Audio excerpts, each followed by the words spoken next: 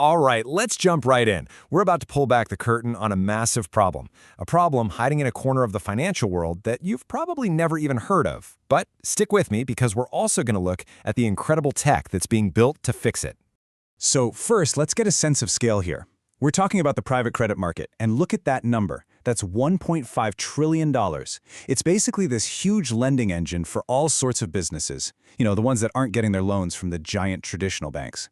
It's a really, really important part of the economy. But there is a massive problem just lurking beneath the surface. I love this quote from JP Morgan's CEO who said after a big fraud case, "When you see one cockroach, there are more."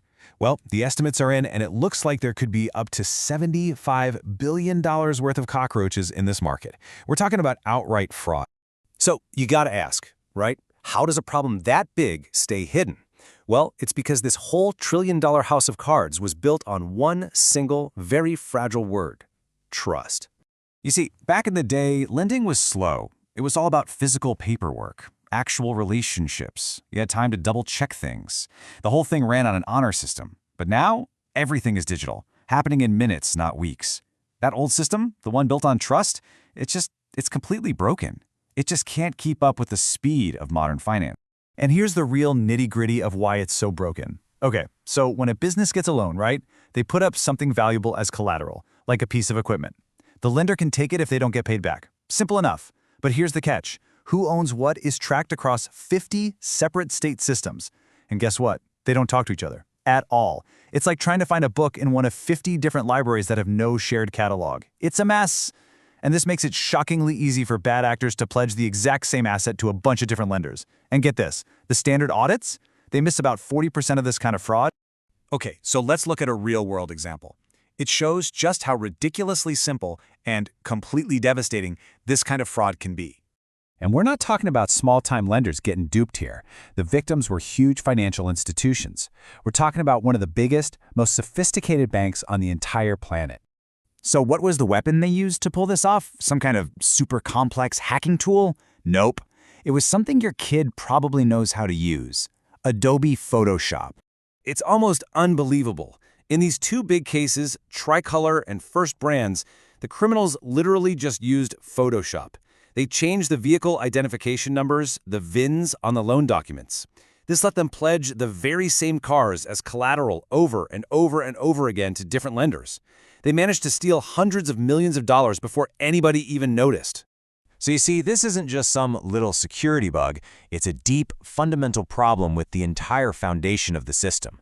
And the solution isn't to try and patch things up and create more trust. No, the solution is to replace trust with something way, way more powerful.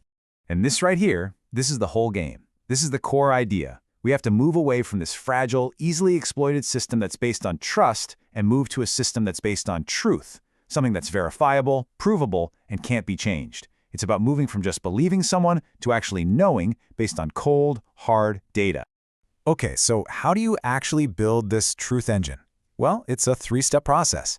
Step 1, you gather up all that messy, scattered data from all 50 states and pour it into one single place. Step 2, you unleash an AI detective on that data. Its job is to hunt for suspicious patterns and flag potential fraud as it's happening. And Step 3, use blockchain technology as a kind of digital vault to make sure this kind of crime can never, ever happen again. And just how good is this AI detective? Well, get this. When they ran the old data from that Tricolor case through this new system, the AI flagged the fraud a full 8 months before the company actually went bankrupt. Just think about that. Think of all the money, all the losses that could have been completely avoided. But spotting the crime is only half the battle, right? I mean, the real goal, the ultimate solution, isn't just catching the bad guys. It's stopping them from even trying in the first place. And this is where things get really interesting. There's a new legal framework that makes this all possible. It's called UCC Article 12. 30 states are already on board, and what it does is pretty revolutionary. It basically says that a loan recorded on a blockchain is the one true, legally superior record. It creates a single source of truth that is rock solid in a court of law. And this is the secret sauce. By tokenizing an asset, turning a real-world thing like a car into a unique digital token, you're giving it an unforgeable digital fingerprint. That token can only exist in one place at one time. So it becomes physically impossible to secretly promise that same card to 2, 3, or 4 different people. It's beautiful in its simplicity. One asset, one token, one truth. Problem solved. And what's so cool is that the impact here goes way beyond just stopping crime. Building a financial system on a foundation of truth, well, it starts to change the entire market for the better. I mean, just look at this example. There's a company called Figure Technologies that's already doing this stuff.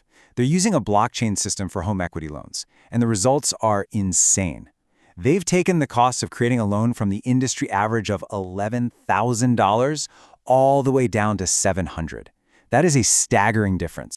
And that's not just some boring accounting detail. This is the so what. This is why it really matters. All those savings, they get passed on to you and me in the form of cheaper loans. It means small businesses can get the money they need faster and more efficiently.